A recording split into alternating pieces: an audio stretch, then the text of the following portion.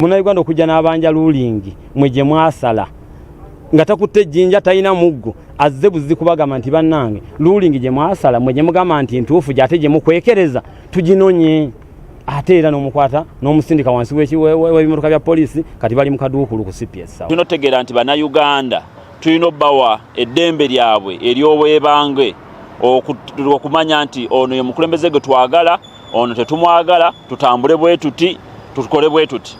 Ensonga gye tuba tukuŋŋaanya nga mu referenda oba eno tugigaane. Oyo gwe baayisizaamu obuyisa tetusuubira nti ayinza otukolera kubanga sifa abamulonda. Akakiiko ka byakulonda ke kamuyisizaawo kati tayinza kukolera bannamachindi.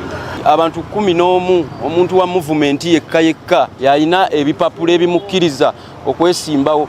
Kale ekintu ng'ekyo kituleetera obulumi mu mutima ne batuwuddisa batufuula ng'abasiru.